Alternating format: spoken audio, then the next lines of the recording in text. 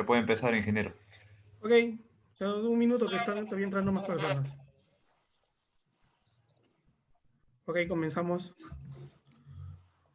Muy buenas noches, mi nombre es Carlos Chancafe Boganera, directivo del capítulo de Ingeniería Electrónica del Colegio de Ingenieros del Perú, Consejo Departamental de Lima. Gracias por asistir a nuestra conferencia internacional Red Óptica para Ambientes Agresivos. Permítame saludar al ingeniero Jorge Cueva Norberto, presidente del capítulo de Ingeniería Electrónica del Colegio de Ingenieros del Perú del Consejo Departamental de Lima, al ingeniero Paul Troncoso, vicepresidente del capítulo de Ingeniería Electrónica del Colegio de Ingenieros del Perú del Consejo Departamental de Lima, y al ingeniero Augusto Jauregui, presidente del Comité de Fibra Óptica del capítulo de Ingeniería Electrónica del Colegio del Perú, Consejo Departamental de Lima. También agradecer la presencia del expositor el día de hoy, el ingeniero Leandro Chalarca Muñetón, líder de Ingeniería de Productos y de Aplicaciones para la región andina y Centroamérica de Furukawa Electric Latam, auspiciador de nuestra conferencia del día de hoy. También déjenme saludar a los ingenieros miembros de la orden que están presentes, al público en general participante de esta actividad y principalmente a todos los directivos del capítulo de Ingeniería Electrónica, quienes han hecho posible organizar y llevar adelante este importante evento. Antes de dar inicio a este evento, me gustaría solicitarle a todos los participantes que durante toda la actividad, por favor, mantener sus micrófonos y cámaras apagadas para el adecuado desarrollo de nuestra conferencia. Para dar inicio a la actividad programada del día de hoy, invito al señor presidente del capítulo de Ingeniería Electrónica, el ingeniero Jorge Cueva Norberto, quien dará las palabras de bienvenida. Adelante, Jorge. Gracias, ingeniero Carlos Chancafe. Muy buenas noches, ingenieras, ingenieros, público en general. A nombre de la Junta Directiva del capítulo de Ingeniería Electrónica del mío propio, le damos la más cordial bienvenida a esta conferencia internacional Red Óptica para Ambientes Agresivos, que justamente está organizado por el capítulo especializado de fibra óptica y lo lidera el ingeniero Augusto Jauregui. Es también agradecer a Furukawa, a la compañía Furukawa, por haber, a través, digamos, del ingeniero Leandro Chalarca Muñetón, quien va a hacer la exposición de esta conferencia. Cabe resaltar de que ahora, como con el tema de la pandemia, se ha agilizado o se ha acelerado todo lo que es transformación digital. Y lógicamente, a través del mundo y a través también acá en nuestro país, se tiene que tener, digamos, conectividad acordes a esa transformación. Y uno de esos temas que vamos a tocar justamente va a ser el tema de redes ópticas. ¿Por qué razón? Porque se puede, digamos, cruzar mayor velocidad y tener mayor latencia. Sin más, agradecerle a todos ustedes su participación y doy el paso al ingeniero Chancafe para que dé inicio a esta conferencia internacional. Muchas gracias. Gracias, Jorge. Gracias por la palabra de bienvenida a todos nuestros colegas. Déjenme saludar a todos nuestros colegas que se conectan a nivel nacional y además agradecer a colegas que se conectan de otros países como Bolivia, Brasil, Colombia, Portugal y Estados Unidos que nos están acompañando el día de hoy. Antes de iniciar y dar pase al ingeniero Jauregui, vamos a dar algunas indicaciones. El chat se va a mantener desactivado durante toda la charla y solo se activará para preguntas. Por favor, no hacer preguntas por otro medio, solamente por el chat que en este momento se encuentra desactivado. Además, indicar que durante la charla, paulatinamente vamos a estar enviando por el chat un link para que registren su asistencia. Es importante para nosotros que ustedes registren su asistencia porque vamos a saber qué personas nos acompañan el día de hoy. Además, al finalizar casi en la etapa de preguntas, también se enviará otro link para que nos llenen una encuesta de satisfacción, que para nosotros también es importante saber qué tal nos fue en esta conferencia. Para que haga presentación de nuestro expositor del día de hoy, cedo la palabra al ingeniero Augusto Jauregui, presidente del Comité de Fibra Óptica del capítulo de Ingeniería Electrónica. Adelante, Augusto. Gracias, Carlos. Muy buenas noches a toda la teleaudiencia, a este evento que será transmitido desde nuestro país vecino de Colombia. Gracias al apoyo de Furukawa Electric, tengo el agrado de presentar al ingeniero Leandro Esteban Chalarca Muñetón, quien estará a cargo de este webinar. El ingeniero Leandro es un ingeniero de telecomunicaciones con posgrado en gerencia. Tiene más de 12 años de experiencia en el sector de telecomunicaciones, con foco en soluciones de redes de acceso fijas para los proveedores de servicio. Su experiencia está especializada en ingeniería, en diseño, en operación y mantenimiento de redes FTTH y HFC, y también en ventas, lo que nos asegura que esta presentación va a ser por más interesante. El ingeniero Leandro actualmente se desempeña como líder de ingeniería de productos y de aplicaciones para la región andina y Centroamérica en Furukawa Electric. Entonces, doy la bienvenida al ingeniero Leandro Chalarca para que inicie su presentación. Bienvenido, ingeniero Leandro Chalarca, y la teleaudiencia es suya. Muchas gracias, Augusto, por la introducción. Muchas gracias al Colegio de Ingenieros por este espacio que nos permite también compartir conocimientos. Muy agradecido por la invitación que tienen hacia nosotros. Y bueno, esperamos ahí también de que sea algo muy provechoso para todas las personas del Colegio de Ingenieros de Perú y demás asistentes. Al final también de la presentación, como les comentaba ahorita, vamos a tener un espacio para hacer preguntas y respuestas. Entonces, para que ahí por el chat aprovechemos a hacerlo. Perfecto, y sin más preámbulos, entonces, bueno, vamos a hablar como un poco acerca de las redes ópticas en ambientes agresivos. Digamos que básicamente esta red este webinar de hoy trata como de justamente hablar de esos nuevos retos que hay en la conectividad que hay como de esas industrias. Primero que nada, pues quería también hacerles como una pequeña presentación corporativa de quién es Furukawa, para que quienes quizás no conocen la marca sepan de quién se trata.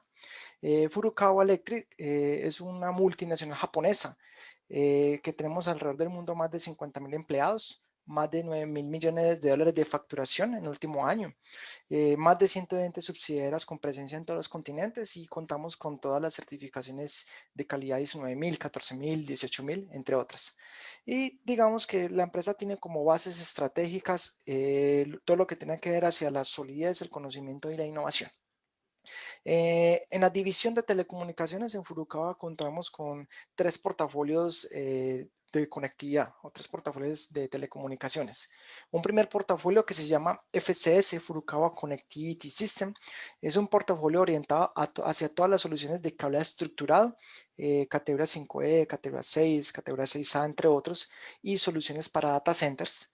Muy orientado pues como todo el tema del sector enterprise, hoteles, industrias, etc. Luego hay un segundo portafolio que es Furukawa Industrial System, FIS. Es un portafolio también con foco en todo el tema de las soluciones de conectividad, pero para ambientes justamente industriales, en donde ya los productos o esa capa física de esa conectividad requiere que los cables y demás elementos de la red pues tengan unas protecciones adicionales. Y finalmente tenemos un tercer portafolio que es FBS, Furukawa Broadband System. Es un portafolio orientado hacia todas las soluciones de fibra óptica, en específico de planta externa, hacia las soluciones de broadband. Bien, entonces, el hecho de llevar conectividad hacia todo lo que son industrias, pues eso conlleva como una serie de desafíos. Cuando hablo de industrias, hago referencia es como a todos esos ambientes que a veces son difíciles de llegar, ya sea porque tenemos unas condiciones extremas en cuanto a conectividad, medio ambiente, temperatura, salinidad, ataques químicos, etcétera.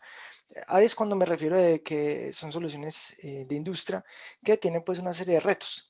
Cuando siempre vamos a ofrecer soluciones de conectividad en esas industrias, pues tenemos que hacer que primero que todo sean las soluciones seguras, que nunca se interrumpa el proceso, que nunca se interrumpa ningún servicio.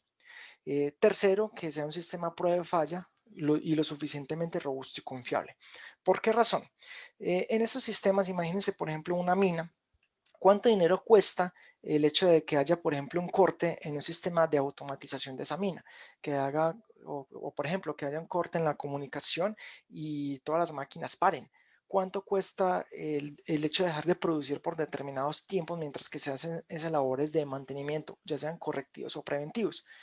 ¿Cuánto dinero nos cuesta desplazar cuadrillas o desplazar personal a campo, que son, digamos así, son zonas normalmente alejadas de centros urbanos? ¿Cuánto nos cuesta llevar personal especializado a que haga esa reparación? ¿Cuánto nos cuesta también pagar a ese personal especializado? Entonces son variables que desde el punto de vista de costo operativo las empresas siempre tienen que estar perfectamente controladas.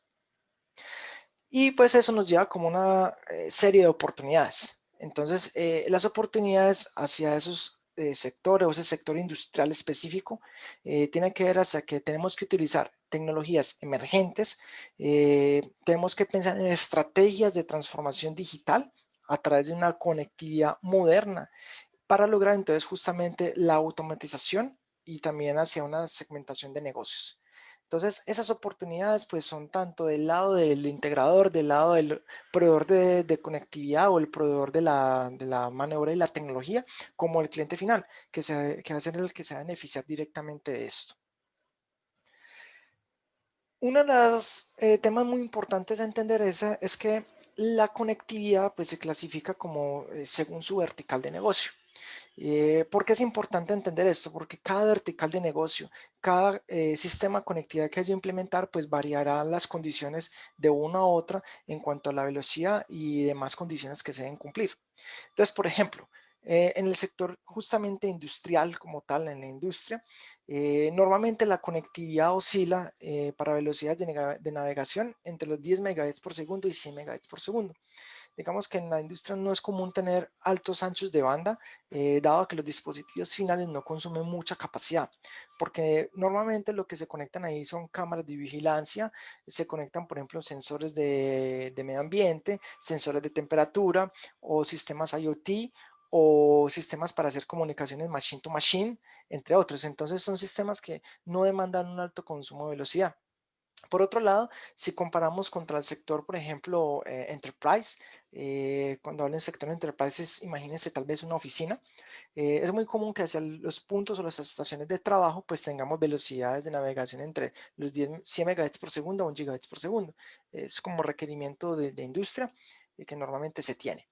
Lo mismo para el sector de educación, ya velocidades entre 1 y 2.5 gigabytes por segundo, porque además de tener puestos de trabajo, pues yo ya también voy a tener quizás conectada Access Point, teléfonos IP o sistemas de IPTV, que ya demanda más consumo de ancho de banda, más velocidad. Y ya cuando hablamos de hospitales, ya son velocidades que llegan incluso a los 10 gigabits por segundo, dado a que ahí en los hospitales hay que conectar a la red sistemas, por ejemplo, ¿cómo se llama esto? Equipo médico especializado para sacar imágenes médicas, imágenes diagnósticas, equipos de rayos X, entre otros. Y finalmente los sistemas ya de data center, que ya son sistemas que requieren velocidades entre los 10 gigas por segundo hasta los 400 gigas, eh, en donde, por ejemplo, los 400 gigas son necesarios para data centers hyperscale o de data centers de operadoras de telecomunicaciones grandes. Allá en el Perú, imagínense tal vez un caso como, no sé, Telefónica, Entel o cosas así por el estilo. Mientras que data centers de 10 o 40 gigas por segundo a veces son necesarios por ejemplo, data centers privados de bancos o de alguna universidad. Entonces, acá lo que quería era ilustrar el ejemplo era que esas necesidades de conectividad para el sector propiamente industrial son muy diferentes a las demás, porque en el sector industrial lo más importante no es la velocidad de conectividad, sino que lo más importante es tener una red lo suficientemente robusta y confiable y segura para evitar que cualquier proceso interrumpa pues como el negocio. Y esto nos conlleva entonces al concepto de lo que es Smart Industrial, ¿cierto? Digamos que lo que tenemos es que pensar cómo yo construyo una red con una infraestructura totalmente convergente en la que yo pueda, digámoslo así, a través de ese Smart Industrial, pues tener diferentes capas. Entonces, la idea es que ese Smart Industrial se componga a través de, primero, ver estrategias para lograr automatización. Dos, cómo lograr que yo capturar información de mi red o de mis máquinas o de mis sensores que yo instale para desde esa información capturarla y a través de analítica y big data, pues analizar esa información y poder tomar las mejores decisiones de cara hacia el negocio y el cliente final, de cara, por ejemplo, no sé, hacia una minera, tomar las mejores decisiones hacia el negocio para que sea más rentable y productivo. Y también cómo logramos hacia el cloud computing tener toda esa información, por ejemplo, muchas veces basada en la nube, que cualquier momento cualquier persona pueda acceder a la información, mirarla, analizarla, extraer reportes, entre otros. Adicional a eso, pues también lo que se pretende es, con la tendencia que es machine to machine, lograr comunicación máquina a máquina, para que de alguna manera todas las máquinas operen de una forma casi que autónoma. Ya ustedes mismos han visto que hay una tendencia fuerte hacia todo lo que tiene que ver inteligencia artificial. Y por supuesto el IoT, el Internet de las Cosas, porque la idea es que todas esas máquinas y todos esos elementos y todos esos sensores que yo tenga en la industria estén conectados a su vez a la red. Para justamente capturar la información y que la red funcione como una columna vertebral para ese transporte de datos. Entonces, dado que las redes industriales pues, generan unos retos grandes que ya vimos ahorita al inicio, es claro entonces de que entonces la fibra óptica pues, es el medio de transmisión más confiable para lograrlo. Entonces, la pregunta es, ¿por qué usar fibra óptica? En realidad existen diversas razones, empezando desde la primera en cuanto al ancho de banda. La fibra óptica es el único medio de transmisión que teóricamente tiene ancho de banda infinito. Lo que pasa es que hoy nosotros estamos utilizando una pequeña porción del espectro óptico en donde estamos hoy transmitiendo muchísima información. Aunque hoy estamos utilizando un espectro pequeño, pues estamos utilizando mucha información, unas capacidades pues, gigantes. Un punto muy importante es que justamente la fibra óptica como medio de transmisión es un medio inmune a interferencias electromagnéticas externas. Eso es súper clave. Esto, como les dije al inicio, para garantizar la continuidad del negocio, porque las redes de fibra óptica no sufren interferencias, por ejemplo, externas, dadas por ejemplo, por antenas móviles de celular, o no hay interferencias dadas a raíz de, por ejemplo, estaciones de radio AM, FM, entre otras. Entonces, es un medio inmune en donde no hay ingreso, como si, de fuentes de ruido externo que me puedan afectar la transmisión. Lo tercero es que la vida útil. La vida útil de la tecnología es para muchísimos años. Normalmente, por ejemplo, un cable de fibra óptica puede tener una vida útil, en el caso de Furukawa, una vida útil garantizada de por lo menos 25 años. O sea que tú instalas un cable hoy y hasta 25 años el cable te va a funcionar sin ningún problema en su performance. Pero además de eso es la vida útil de la tecnología, porque tú por el mero hecho de ya tener fibra óptica, pues vas a tener simplemente evoluciones de ancho de banda en el futuro, pero sin cambiar mi medio de transmisión. Lo único que tú haces cuando requieres más ancho de banda quizás es cambiar los equipos electrónicos que llevan todo el canal de comunicación, pero el medio físico siempre seguirá siendo el mismo. Lo otro es que tenga un ahorro de espacio, un ahorro en espacio y energía, justamente porque los cables de fibra óptica son cables muy compactos, generalmente pequeños, en donde yo voy a poder transportar mi red o transportar esos cables de fibra óptica en ductos existentes sin necesidad de consumir mucho espacio, o en postería, por ejemplo, también es posible.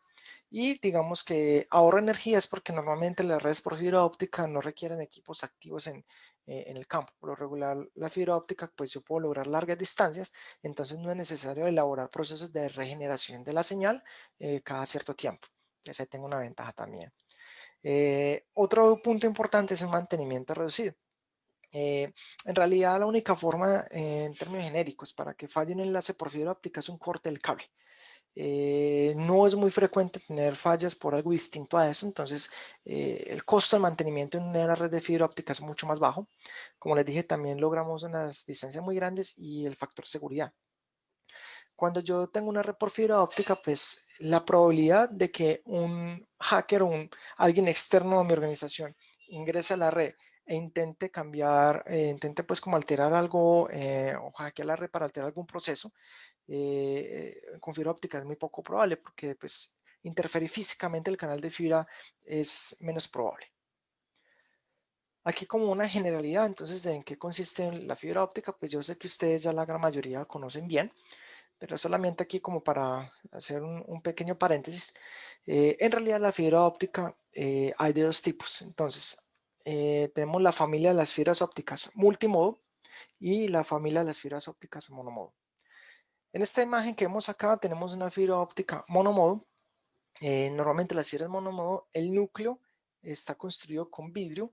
El núcleo tiene un dimensional de solamente 9 micrómetros. Alrededor del núcleo tenemos la primera capa, que es otra capa de vidrio con un índice de refracción diferente a la del elemento interno, que mide aquí 125 micrómetros. Y luego tenemos un revestimiento primario que se le pone normalmente el color al hilo de fibra óptica y es de 250 micrómetros.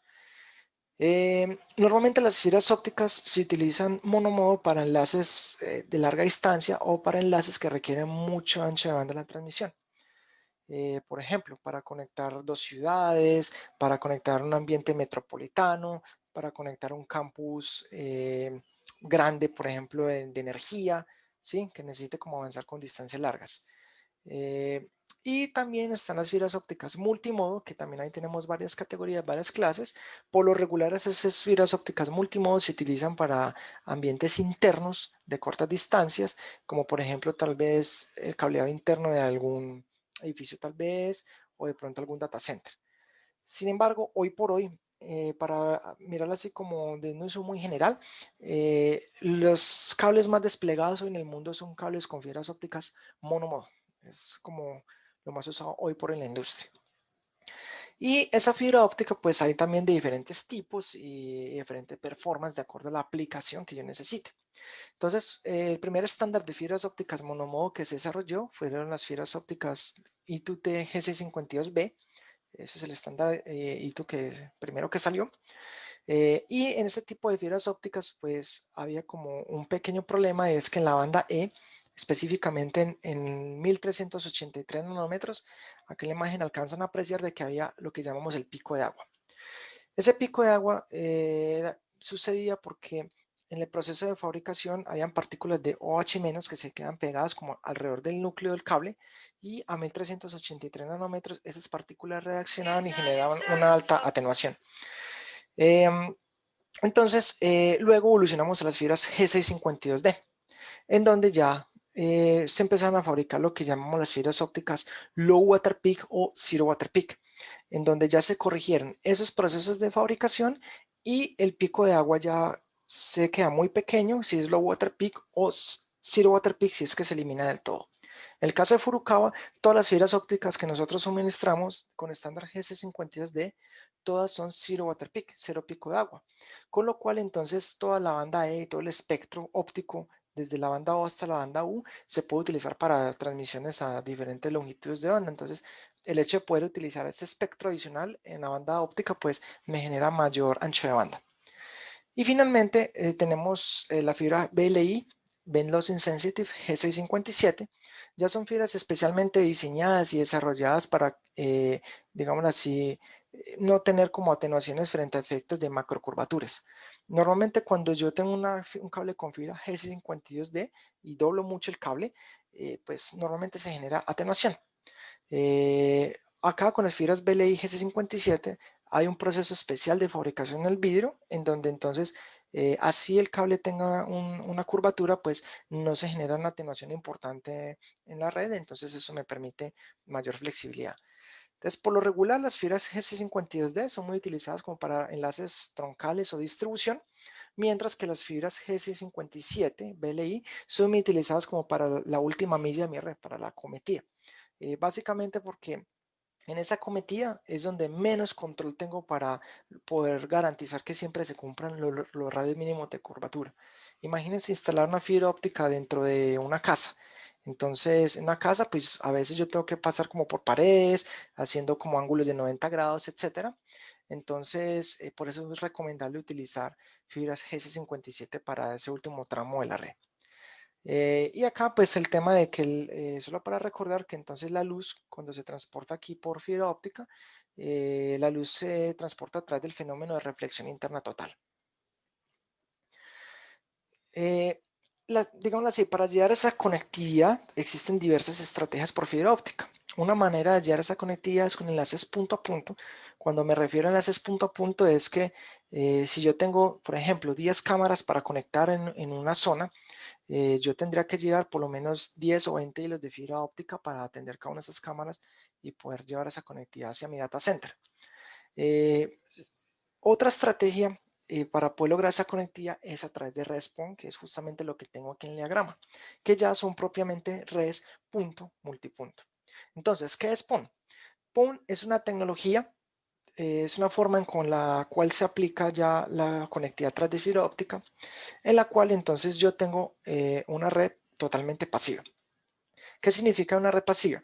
Que yo en toda mi red óptica, en toda mi red de planta externa en general, o en todo mi trayecto de red, es totalmente pasivo. No requiero ningún equipo que me haga una alimentación eléctrica. Los únicos elementos activos en mi sistema que requieren alimentación de energía es la OLT y la ONT. La OLT se queda instalada normalmente en una central o en un data center. La OLT es, para hacer una analogía, es como si fuera una especie de switch. Simplemente que es un switch especial que por un lado va a llegarle conectividad a través de enlaces IP Ethernet. La OLT va a transformar esa señal de Ethernet IP hacia protocolo GPON o hasta protocolo EPON también. Hay varios protocolos en el mercado. De ahí salgo con un hilo de fibra óptica. Ese hilo de fibra óptica en algún punto va a conectarse a un splitter óptico y ese splitter lo que va a hacer es dividir la señal y va a dividir la señal en varios puntos para conectar hacia varias ONTs. La ONT es como una especie de módem óptico. Háganse de cuenta que es como si fuera el módem óptico o un módem así como de internet que cada uno tenemos en nuestras casas, simplemente que tiene una entrada por fibra. Y el módem óptico, la ONU o la ONT, lo que hace es el proceso inverso.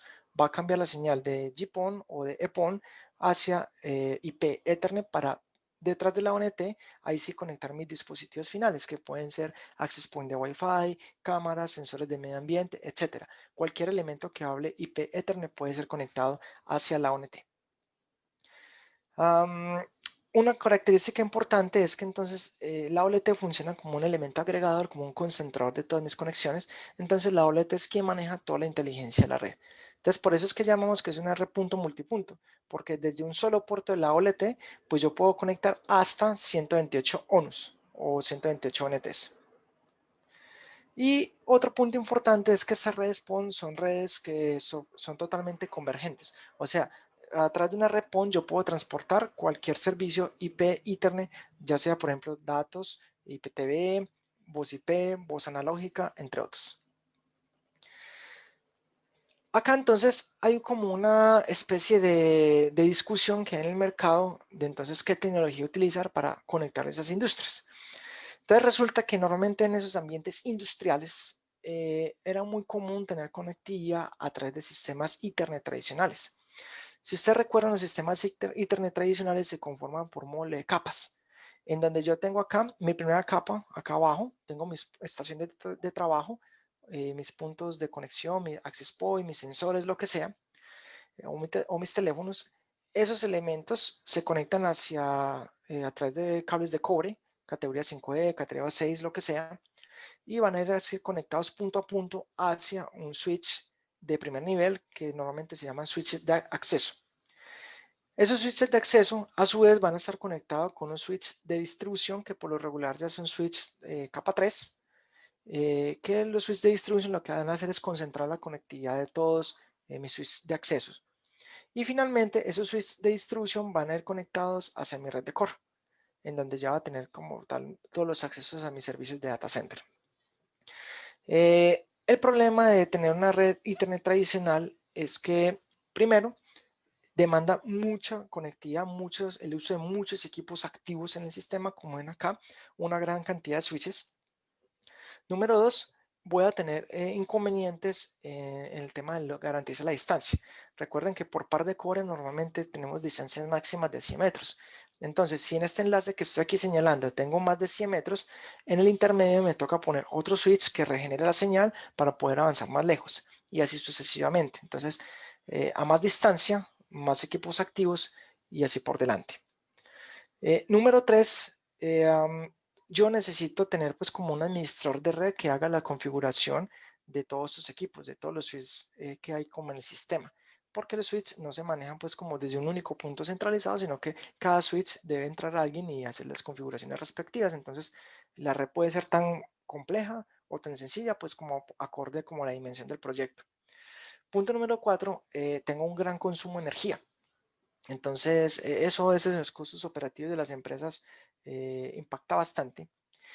Punto número 5, tengo una gran cantidad de cableado para instalar, muchos cables de cobre. Por supuesto, pues eso demanda también unas inversiones importantes y el tema también de obras civiles y demás. ¿Por qué razón? Porque esos switches por lo regular no se pueden instalar en cualquier sitio, sino que yo debo de disponer algunos cuartos de telecomunicaciones ubicados estratégicamente para poder entonces instalar todo el equipamiento.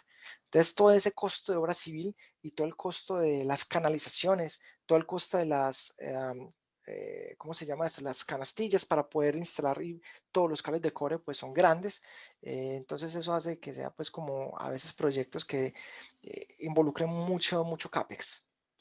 La propuesta con esos sistemas PON, ya estamos hablando de aplicar sistemas GPON para ambientes de redes LAN, ¿sí? Ya cambia un poquito. Porque acá entonces lo que se hace es que se eliminan todas esas capas de equipos, tanto en la capa de acceso como la distribución, y se sustituyen por splitter ópticos, que son elementos totalmente pasivos. Y entonces lo que se hace es que yo lo que hago es instalar mi OLT en un punto central, pueden ser en el mismo data center o en un punto como estratégico de la red. Desde ahí entonces empiezo a instalar mis splitters en cascada o también concentrados en un mismo punto, ya como yo necesite. Y desde esos splitters entonces voy conectando las diferentes ONTs. Las ONTs van a tener salidas con puertos RJ45 ya en IP Ethernet para entonces ahí sí conectar los puntos finales.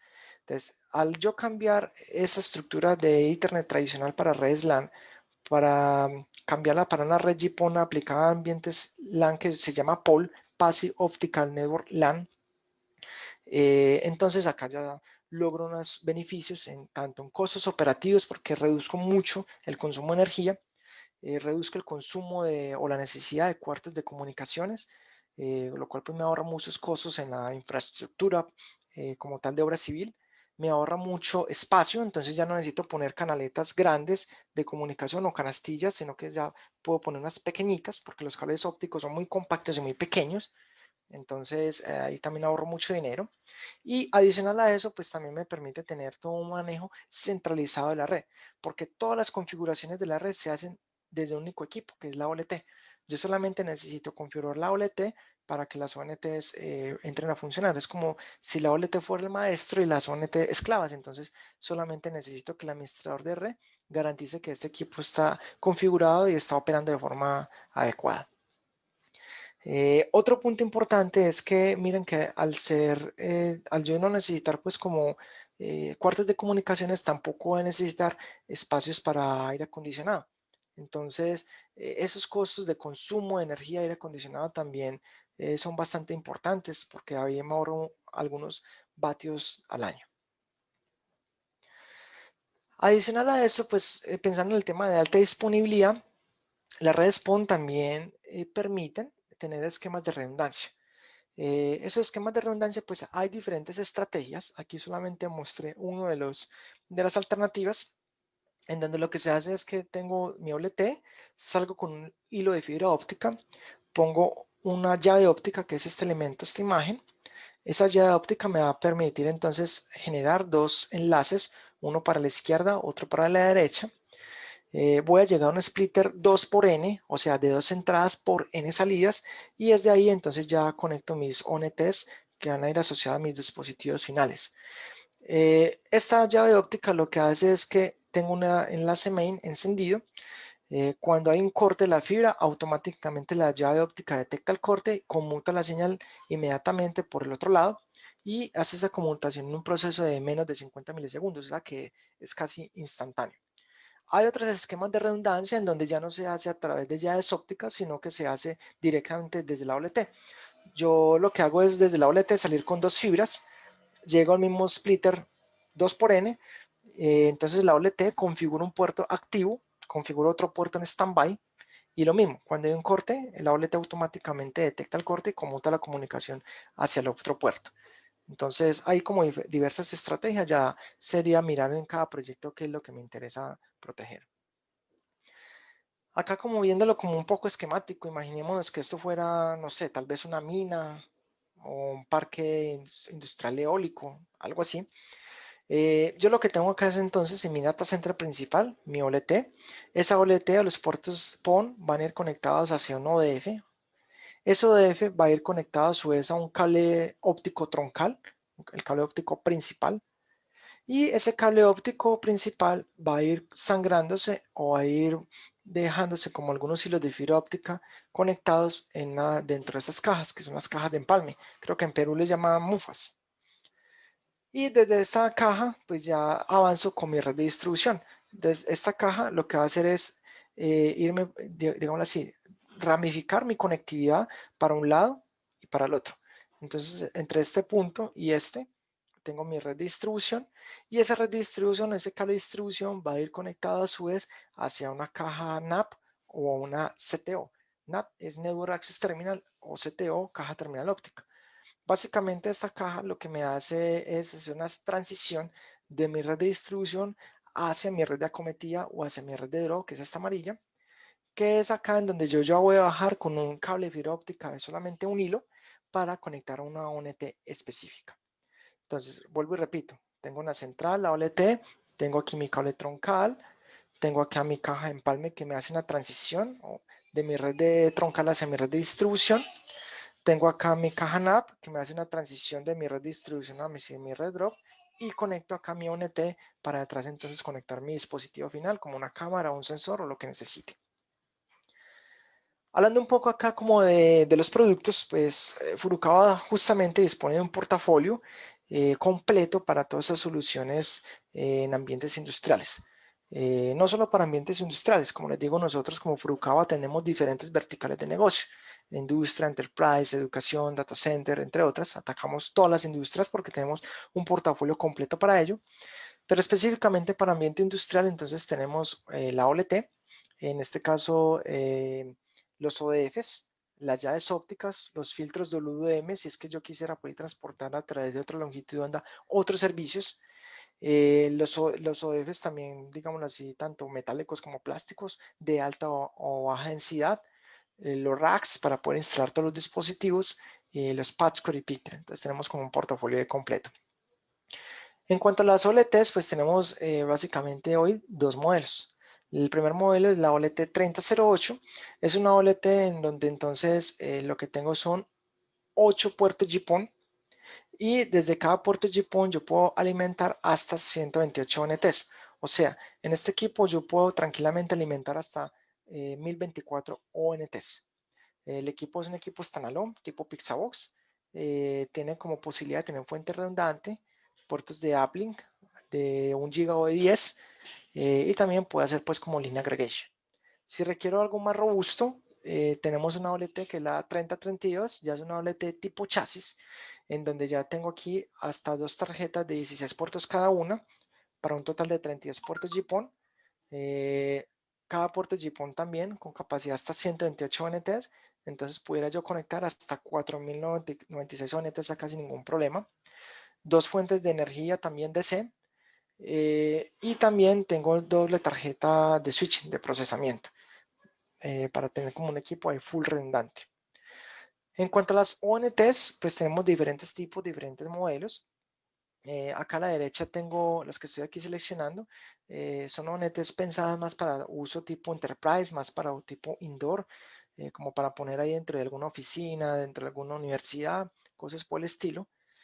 Pero para ambientes industriales, en realidad lo que recomendamos son justamente ONTs industriales, como valga la redundancia. ¿Por qué es importante tener ONTs industriales en este tipo de ambientes? Pues bueno, como les dije al inicio, punto número 1 es que en las redes industriales o en esos ambientes industriales es muy común que se tengan presencia de altas temperaturas. Imagínense una fábrica de automatización en donde a veces estamos cerca, por ejemplo, de hornos o dentro de una mina, por ejemplo, en donde a veces hay temperaturas altas. Entonces, el usar equipos industriales me va a garantizar que los equipos van a funcionar en rango extendido, porque son equipos que pueden funcionar con temperaturas de hasta 75 grados. Mientras que una ONT tipo indoor normalmente funciona máximo hasta 40 grados, tal vez 50 grados. Y además que eso, es muy común que en esos ambientes industriales también haya mucha presencia de polvo.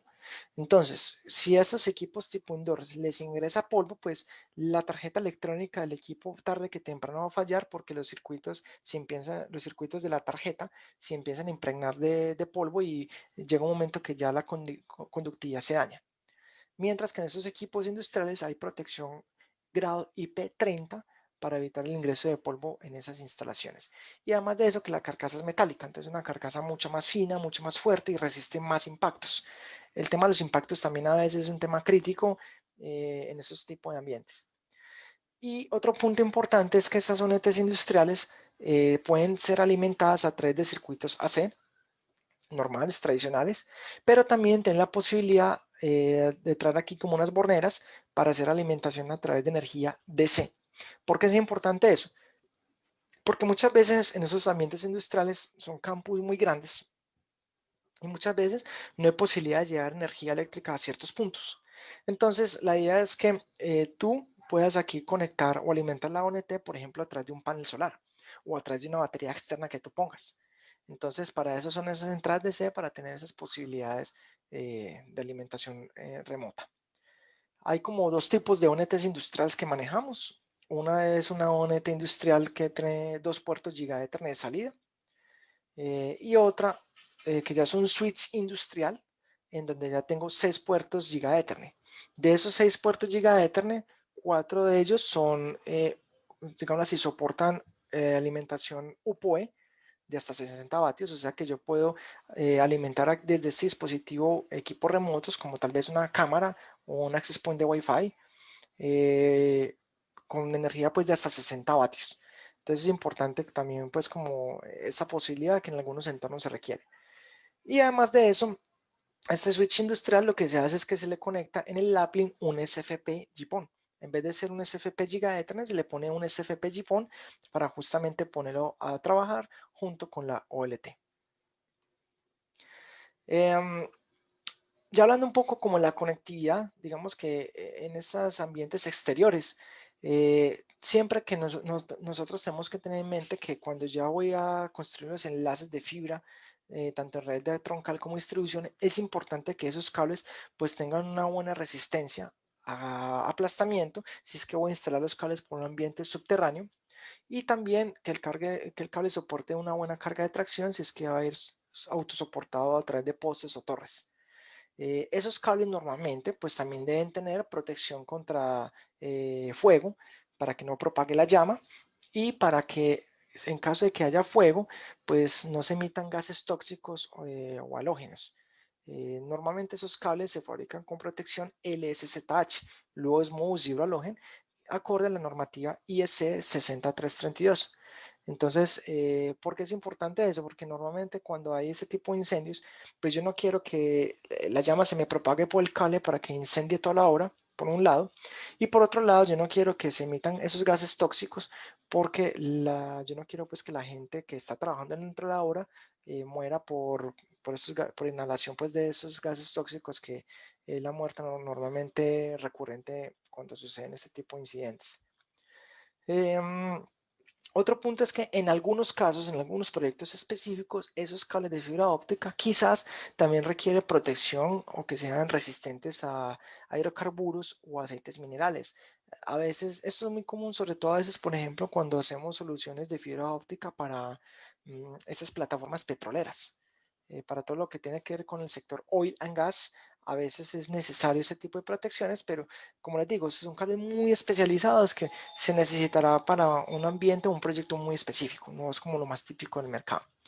Y por supuesto que el cable soporte altas temperaturas, que soporte agua, que soporte sol, que tenga protección contra rayos UV y que soporte temperaturas o muy bajas o también muy altas, porque también a veces hay en zonas en donde, por ejemplo, hay minas que están, no sé, a nivel del mar, a 4.000 metros del mar, entonces hay épocas del año que puede hacer mucho calor, hay épocas del año que puede hacer mucho frío, entonces es bueno que el cable soporte esos rangos de temperatura extendida, desde menos 40 grados hasta más 70 grados o más 75 grados. Furukawa entonces dispone de una serie de productos, una serie de cables ópticos, digámoslo, dependiendo, o sea, esos diseños varían en función de la aplicación del producto. Entonces tenemos cables que se pueden instalar directamente en ductos, que pueden ser cables que pueden o no tener protección contra roedores o sin ningún tipo de protección. Entonces, por ejemplo, si yo utilizo cables con protección contra roedores, yo puedo tener cables con protección con armadura metálica. Lo que hace es que cuando el ratón muerde el cable, esa armadura metálica impide que el ratón siga avanzando y dañe las fibras ópticas que hay al interior, por lo tanto el enlace se mantiene. Y también hay otra opción que son cables ya con armadura dieléctrica, que lo que hace es que cuando el ratón muerde el cable, aquí ven que hay como una especie de pelos, esos pelos se le meten como las encías al ratón y deja de morder. Entonces decimos que este cable es con protección contra roedor, pero puede existir un pequeño riesgo de que algún ratón siga mordiendo y rompa el enlace. Y también hablamos de que este cable metálico con armadura metálica son cables anti-roedor. Decimos que es anti-roedor porque ahí, pase lo que pase, el ratón nunca va a lograr perforar esta coraza metálica. Acá hay otros ejemplos, otros diseños de cable que ya son más sin protección contra roedores, que a veces se utilizan si es que en una zona no hay este tipo de riesgos de corte. Esos cables se pueden instalar en algunos casos a través de inducto o también directamente enterrado. Ahí ya ustedes cuando vayan a instalar el cable, pues también es bueno que se asesoren con el fabricante, con Furukawa, para que les diga qué cables soportan esta condición de instalación. Y por supuesto también los cables aéreos ADCS, los cables autosoportados, en donde entonces ya esos cables se fabrican también para diferentes longitudes de vano o span. Obviamente, si yo tengo, por ejemplo, 100 metros entre estas dos torres, es un cable ADSS, vamos a decir así, sencillo, no tan costoso, pero si entre esas dos torres yo tengo un cable ya no es 100 metros, entre esos dos puntos, perdón, ya no es 100 metros, sino que hay, por ejemplo, 800 metros, pues ahí me toca pedir un cable SPAN 800, que obviamente es un cable mecánicamente mucho más robusto, mucho más resistente y por lo tanto más costoso. También tenemos las cajas de empalme, tenemos como lo más típico las cajas de empalme tipo domo que se pueden instalar en ambientes aéreos y subterráneos, porque la caja es IP68, entonces es totalmente es herméticamente sellada. Se puede instalar tanto en poste, pared, es un material como también termoplástico. En cuanto a la red de acceso, pues tenemos aquí también diferentes tipos de NAP, diferentes tipos de CTO, que como les dije al inicio, la función de esta caja es hacer una transición de un cable, por ejemplo, que ingrese 24 fibras o 12 fibras o menos, hacia un cable drop de una sola fibra, que es de acá, y ya voy a atender cada una de las ONTs del sistema. Y por supuesto los conectores de campo, los conectores mecánicos.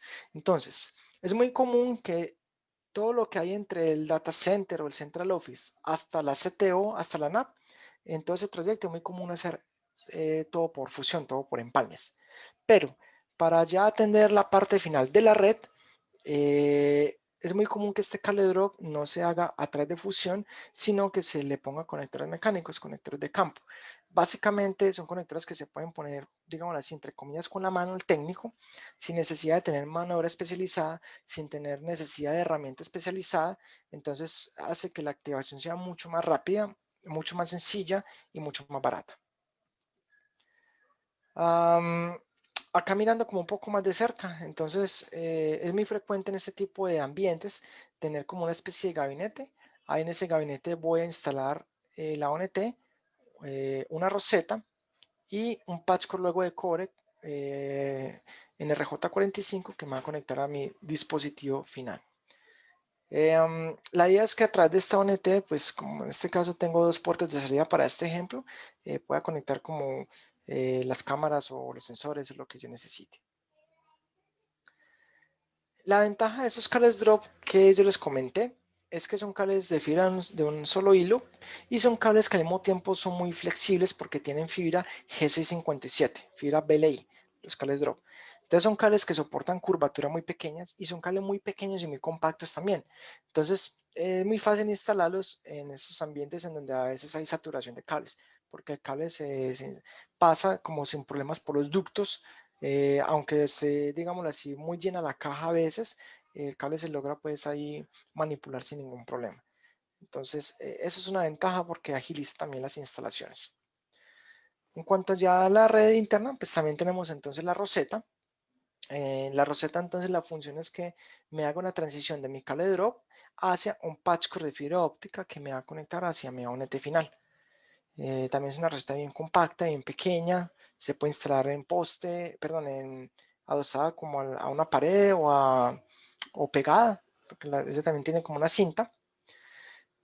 Obviamente el patchcore de fibra, que normalmente también es con fibra GC57. Y bueno, si hacemos como una analogía, también tenemos como que tener en cuenta lo siguiente. Lo primero es que el dispositivo final siempre va a ser un sensor o un controlador o alguna máquina o algún dispositivo que hable protocolo IP Ethernet. Entonces, haciendo la analogía, es como si esos sensores en el cuerpo humano fueran como las manos o un pie o la piel, ¿cierto? Esos sensores van a capturar información de alguna manera y podemos ver que las redes ópticas funcionan como si fuera todo el sistema vertebral o todos los nervios por donde se transporta esa información. Y finalmente, esa información cuando se transporta hacia un data center, allá pues habrán también algún software o algún elemento de analítica de datos que lo que haga es entonces tomar toda esa información, todo ese big data y transformar esa información en datos, o más bien al revés, transformar los datos en información que sea útil para que alguna persona tome las mejores decisiones. Entonces, la idea es que toda esa columna vertebral, todo ese sistema de transporte, todo ese sistema nervioso como tal, sea lo suficientemente confiable para que la información llegue sin ninguna alteración hacia el cerebro, que en este caso son todas las aplicaciones de Big Data y Business Intelligence, y adicional a eso que permita que el sistema nunca pare. Entonces, básicamente es como una analogía que me gusta a veces explicar. Y por último, aquí para finalizar, comentarles de que Furukawa, pues como les dije al inicio, dispone de una solución completa end-to-end, tanto equipos activos como elementos pasivos, soporte y también software de gestión para todos esos equipos activos que tengo en la red, para tener una red completamente inteligente y controlada. También tenemos unos programas de garantía extendida. Normalmente nuestros productos tienen garantía un año, pero normalmente podemos llegar a hasta 10 años de garantía extendida. Es un programa que fundó Furukawa, que tiene algunos requisitos por cumplir, pero podemos llegar a esas garantías pues, largas porque somos un fabricante en la cual para nosotros la calidad es lo primero y todo el sistema pues sea siempre confiable. Aquí les dejo mis datos de contacto, mi correo electrónico, para que cualquier persona que tenga alguna duda adicional, lo que necesite, ahí con mucho gusto se pueden comunicar conmigo. Y nuevamente agradecerle aquí al Colegio de Ingenieros por la oportunidad. Y yo creo que podemos ya pasar a la parte de preguntas si es que alguien tiene inquietudes. Hola, Leandro, vamos a activar el chat en unos minutos. A ver, denme un minutito. Ok, colegas, en este instante se ha activado el chat. Cualquier consulta, hagámoslo por el chat. Esperemos unos minutitos para las primeras consultas, Leandro, ¿te parece? No hay problema, claro.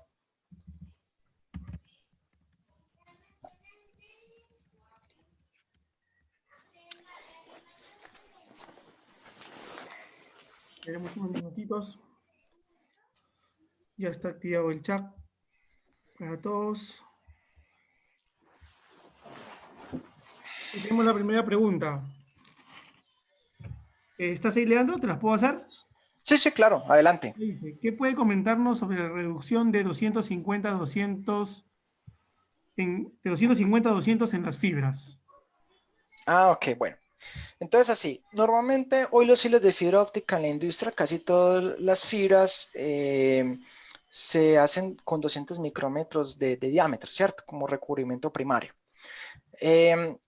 Ya hay desarrollos que incluso también tiene Furukawa de cambiar para fibras de 200 micrómetros, pero esos desarrollos tienen unas aplicaciones específicas. Entonces así, para cables de baja densidad o mediana densidad, el 200 micrómetros seguirá existiendo y seguirá manteniéndose porque es muy coste eficiente fabricarlo y no se requiere como para aplicación de ultra alta densidad.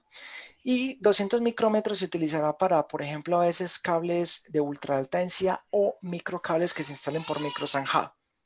El objetivo de cambiar a 200 micrómetros es tener cables de fibra más compactos, pero a su vez que permitan mayor densidad de fibras ópticas por milímetro cuadrado.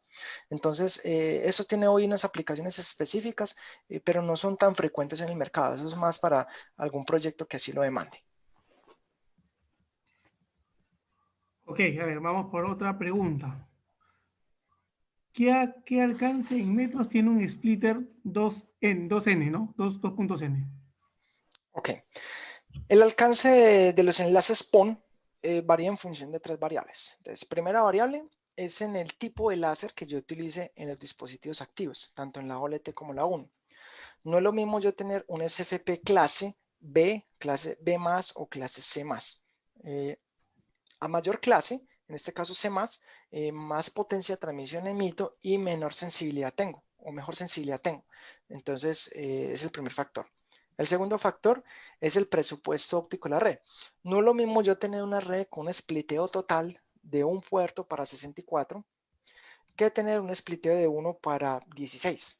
Entonces, spliteo 1 por 64, pues significa que tengo splitters de mayor rango, de mayor cantidad de salidas, por lo tanto me genera más atenuación, y más atenuación significa que me reduce distancia. Y el tercer factor es el tema del, ¿cómo se llama esto? El margen de seguridad. Normalmente cuando se diseña una red de fibra se deja algunos decibeles de margen para fallas futuras. Entonces, en función de esos 3 variables, varía el alcance que yo tengo en una red óptica. Cabe notar que los splitters ópticos 1 por N tienen un poquito de menor pérdida que los splitters 2 por N. Para tener una idea, un ejemplo. Un splitter 1 por 2, una entrada, 2 salidas, normalmente tiene una pérdida máxima de tal vez unos 3.7 decibeles. Mientras que un splitter 2 por 2, 2 entradas, 2 salidas, normalmente puede tener una atenuación de más o menos unos 4 decibeles. Hay como una atenuación un poquito más, pero tampoco es tan significativa como para reducirme tanto el enlace. Ok, Leandro. Sí, sigamos con las preguntas del público. Me dice, ¿a qué se debe que a los roedores les gusta morder la fibra? ¿Hay algún compuesto en la fibra que les hace hacer morder la fibra? Bueno, No, pues sí, esa pregunta es muy buena, porque yo me hice la misma pregunta cuando empecé a trabajar con la fibra. Yo no entendía por qué a los roedores les gustaba morder fibra. En la realidad es que no es que a los roedores les guste morder fibra, o sea, no hay ningún compuesto químico que atraiga al roedor. Lo que pasa es que los ratones, por su naturaleza, ellos muerden los cables de cualquier cosa, eh, básicamente para mantener afilados sus dientes. Entonces es un instinto como una, natural de los animales de estar mordiendo para mantener sus dientes afilados, es solo por eso. ok. Hay otras preguntas adicionales. Vamos a ver otras preguntas. Diferencias de una red de fibra oscura que una red de fibra óptica activa. Bueno, en realidad cuando hablamos que una red de fibra óptica está activa es porque está iluminada. Entonces vamos a poner un ejemplo.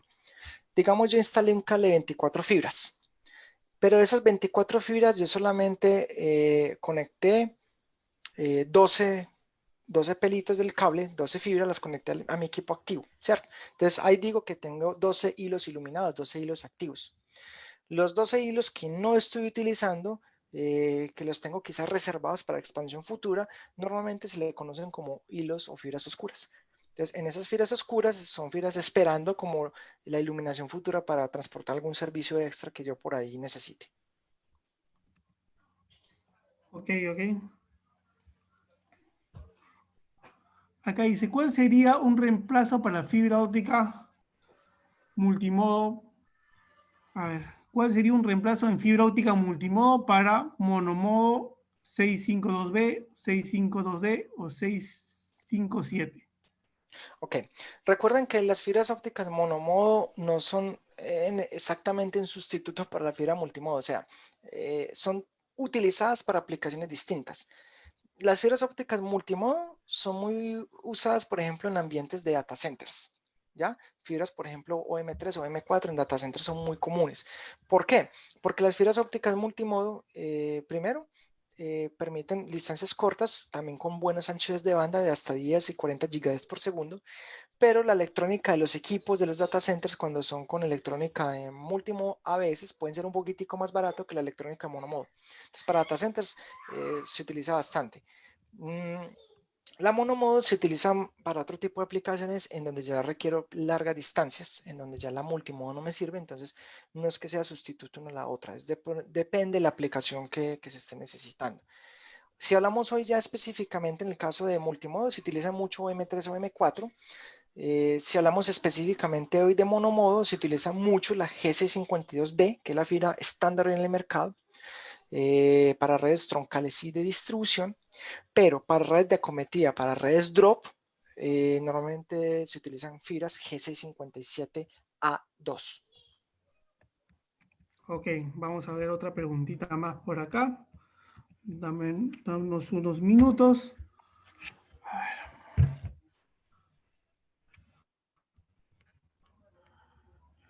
A ver, a ver. Los passcode que se utilizan de OLT o AO o DF, los passcode se utilizan de OLT o DF, ¿tienen las características diferentes a los passcode utilizados en instalaciones convencionales? Bueno, sí.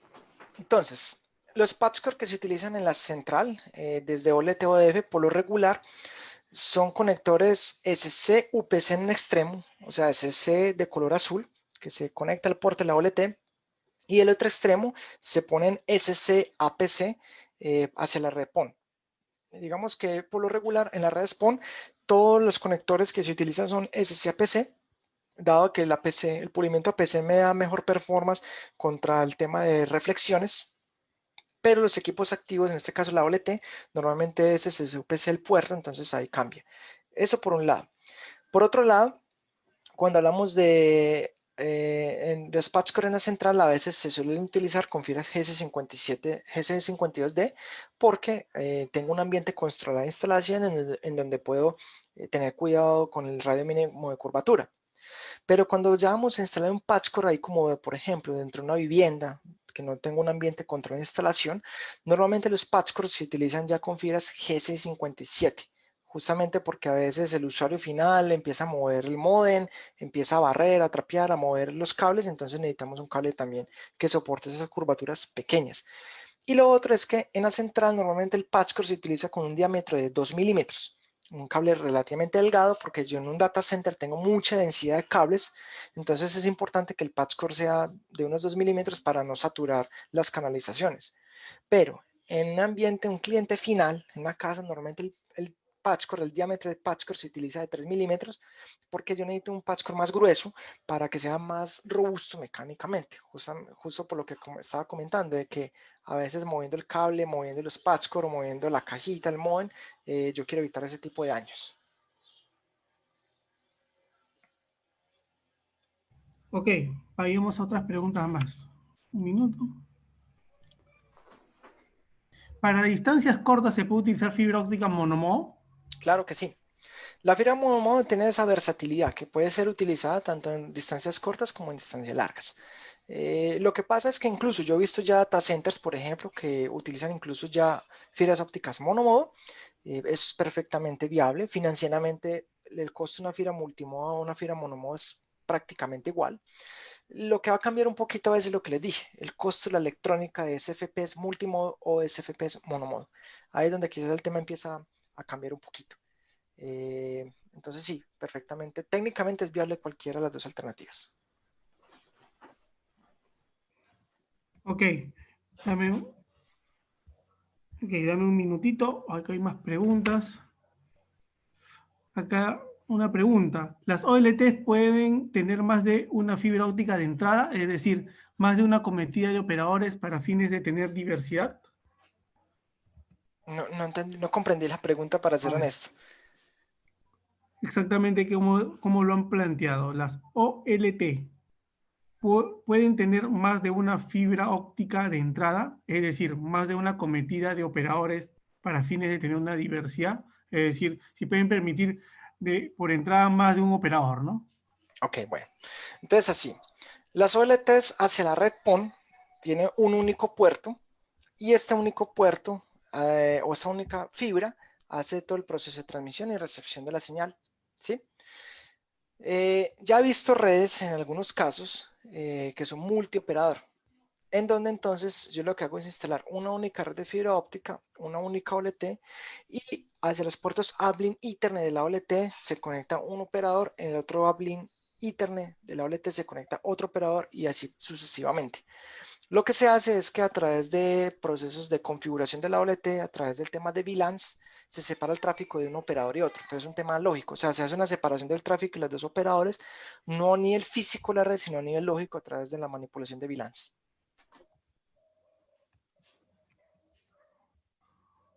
Ok. A ver, dice acá, de uno de los ingenieros, entiendo como fibra óptica oscura en una empresa de telecomunicaciones a ese tramo por donde viaja una red, una señal de terceros y no tiene gestión de tráfico porque por ahí viaja. ¿A los hilos que se encuentran libres los considero de reserva? Sí, los hilos se consideran de reserva. Lo que pasa es que eso tiene que ver, el concepto de fibra oscura tiene que ver mucho con el modelo de negocio. Me explico.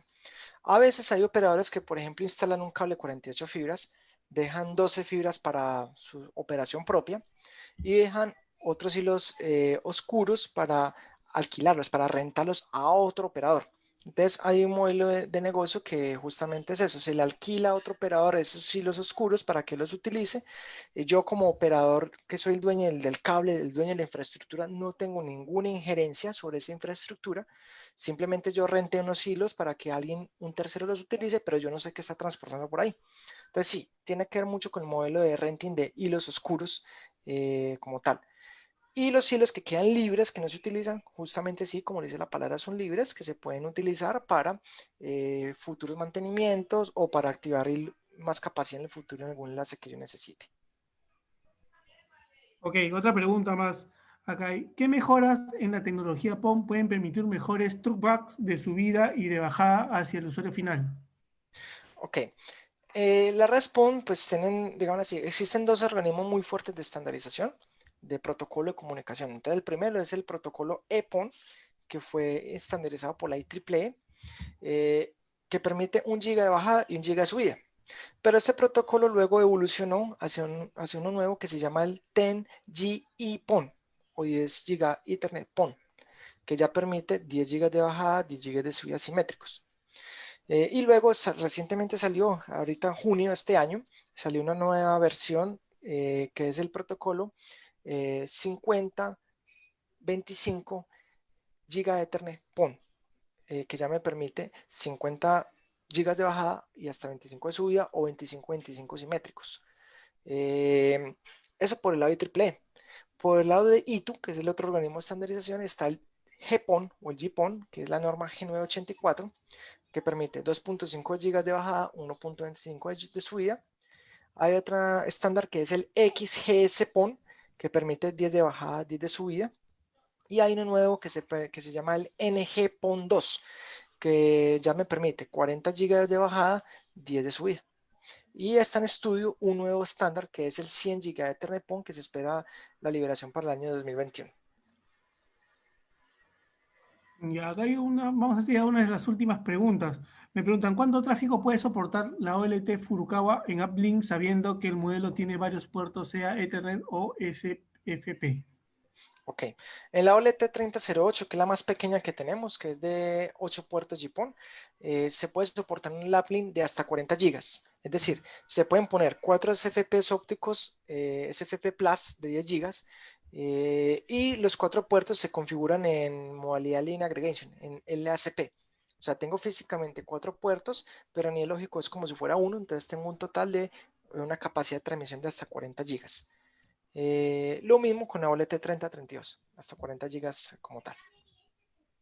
Ok, dice, ¿algún comentario sobre fibra sensitiva? Bueno, hay una tendencia nueva que se llama Fiber Optic Sensing.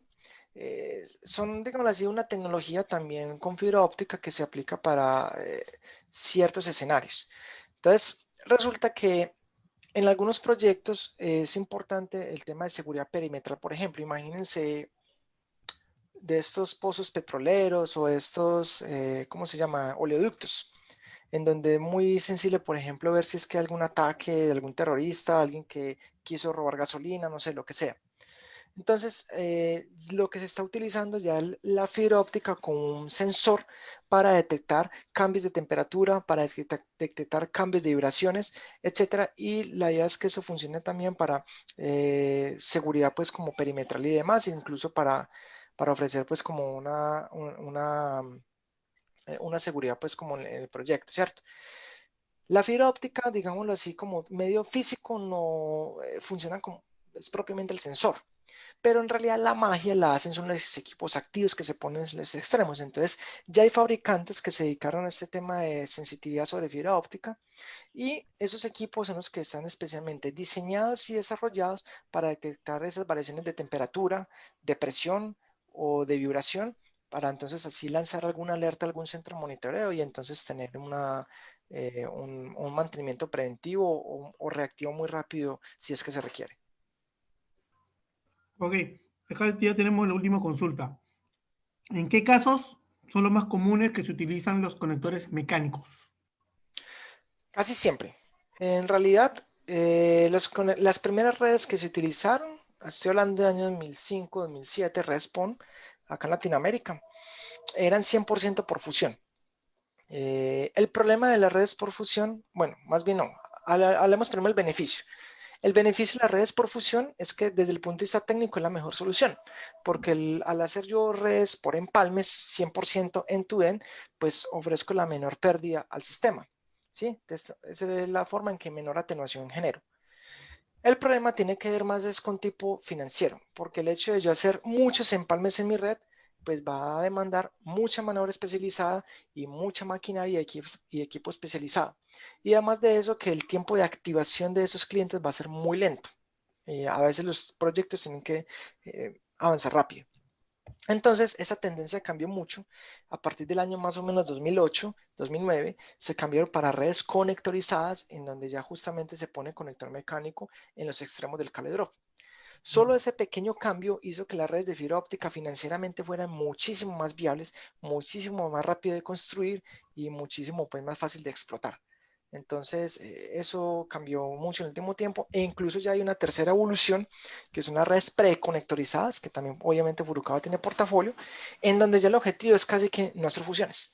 Ya de fábrica te vienen los cables ya hechos a medida, con conectores de planta externa, que soporten ese tipo de condición de intemperie. Tú simplemente enchufas en la caja los conectores y se acabó. No necesitas nada más que esto. Esto quizás podría ser tema de otra charla, de hablar de evolución de redes conectorizadas y preconectorizadas. En otra charla podríamos ver este tema en detalle, que es bien interesante. Ok, Leandro, te agradezco de verdad tu exposición. Esa fue la última pregunta que le hemos hecho a nuestro amigo Leandro. Solamente indicarles, colegas, que se les ha mandado algunos links durante la charla. Se les ha enviado el link para la asistencia, el link para la encuesta de satisfacción, que es muy importante para nosotros que lo llenen porque nos va a permitir saber cómo, cómo nos está yendo en nuestros eventos y además saber cómo podemos mejorar. En estos instantes por el chat voy a poner nuevamente los links también, ¿ok? Para los que no se han registrado puedan registrarse. Además, también indicarles que todas nuestras actividades lo colocamos en nuestro Facebook del capítulo. Ahí también en el chat les he puesto el Facebook del capítulo para los que quieran, puedan seguirnos y saber de todas nuestras actividades que normalmente realizamos. ¿Okay? Además, aprovecho la oportunidad de indicarles que el día miércoles 7 de octubre tenemos también otra conferencia gratuita que se va a estar a cargo del ingeniero César Farro. El tema es ciberataques, medidas de protección para empresas en Perú y Latinoamérica. El ingeniero Farro es un ingeniero electrónico con más de 20 años de experiencia en Telefónica de Perú y también como consultor de seguridad, donde ha desarrollado proyectos para Perú, Brasil, en bancos, en mineras, gobierno y pymes. Esta conferencia es el día miércoles 7 de octubre, es también gratuita, previa inscripción. Y bueno, en este instante voy a poner en el chat el link para que ustedes puedan inscribirse a esta conferencia si lo desean. Algunos en el chat nos están preguntando si la charla está siendo grabada. La charla está siendo ahorita transmitida en vivo, en realidad. Está en el Facebook sede Lima, del Colegio de Ingenieros, y también está siendo retransmitido por el Facebook del Capítulo Electrónica. Si ustedes entran por el Facebook del Capítulo Electrónica, ustedes van a poder encontrar, terminada la charla, nuevamente la grabación del video y la pueden ver sin ningún problema. Está en el Facebook, lo pueden ver cuantas veces quieran. ¿Ok? Eso es importante. Estas actividades normalmente son transmitidas por Facebook. Bueno, nuevamente agradecer al ingeniero Leandro por su presentación el día de hoy. De verdad, nosotros como Colegio de Ingenieros estamos muy agradecidos por el tiempo que nos has dado, nos has brindado hoy desde tu país, Colombia. Te lo agradecemos y agradecemos a la empresa Furukawa Electric por el auspicio que hemos tenido para esta charla. Para finalizar, voy a ceder el pase a nuestro vicepresidente, el ingeniero Paul Troncoso Castro, para que dé las palabras de cierre de nuestra conferencia. Adelante, Paul.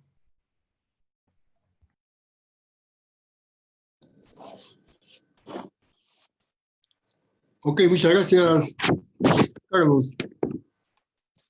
En principio, agradecer a nuestro expositor, Leandro Esteban Chalarca, de Furukawa Electric Latam. En realidad nos ha compartido sus experiencias muy valiosas sobre temas de fibra óptica, lo que son las redes PON, las redes GPON, las redes POOL. Bueno, claro, el tema de la fibra siempre es un tema apasionante, cada vez avanza y la tecnología crece todos los días y la utilización incluso de la fibra se diversifica y se masifica cada vez más. Agradecerle también su tiempo, en verdad que estamos tan cerca a través de las computadoras, a través de todos estos aplicativos informáticos. Bueno, y las distancias se achican, todos en forma cercana nos vemos el día de hoy.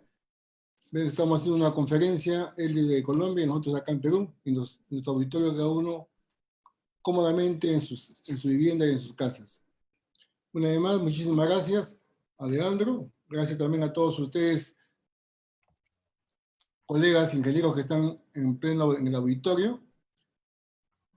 Agradecer su tiempo, que su valioso tiempo, el tiempo es oro, decían mis abuelos, mis padres, y lo saben ustedes aprovechar muy bien estos temas educativos, estos temas de cada vez de capacitación. Siempre, por favor, síganos a través de, como lo ha dicho Carlos Chancafe, a través del fanpage, de nuestras páginas del capítulo de Ingeniería Electrónica, que todos los meses tenemos siempre o unas conferencias o tenemos cursos. Los cursos son, en verdad, la mayoría cursos cortos, totalmente gratuitos para todos los ingenieros habilitados y colegiados del capítulo. Sin más que decir, nada más agradeciendo a Leandro, agradecer a todos ustedes. Y nada, hubo un pequeño evento, estaba atento, un pequeño evento que tal vez no suele pasar con frecuencia.